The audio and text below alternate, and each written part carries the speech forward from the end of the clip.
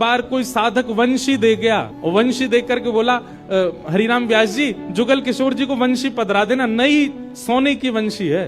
तो आपने श्रृंगार करके जैसे ही वंशी ठाकुर जी के हाथ ऐसे ही रहते हैं, तो वंशी पोली उसमें जैसे ही प्रवेश कराई, ठाकुर जी के हाथ का जो छिद्र है वो छोटा पड़ गया, वंशी बड़ी, लेकिन ज्यादा बड़ी नहीं, नेक बड़ी, नेक। तो व्यास जी ने थोड़ा श्रम किया, थोड़ा जोर लगाया कि वंशी कैसे भीतर जाए।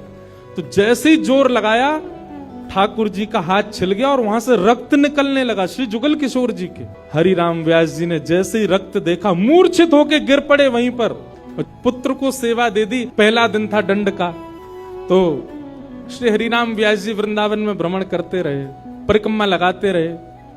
परिक्रमा करके रात्रि में जैसे ही लौट करके आए तो शयन का दर्शन करने जब गए तो शयन के दर्शन में आपने क्या देखा कि जुगल किशोर जी ने स्वर्ण की वंशी धारण कर रखी, वही वंशी जो सुबह वो पधराना चाह रहे थे। उन्होंने अपने पुत्र को बुलाया, पुत्र को बुला के बोले ये वंशी सुबह ठाकुर जी के हाथ में नहीं आ रही थी, अभी कैसे धारण हो गई?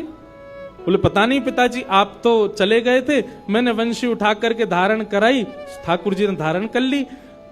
हरिराम व्यास जी ने जैसे ही वंशी निकाल करके देखी तो क्या पाया, ठाकुर जी ने अपना हाथ ही बड़ा कर लिया वंशी धारण करने के लिए, उनके लिए।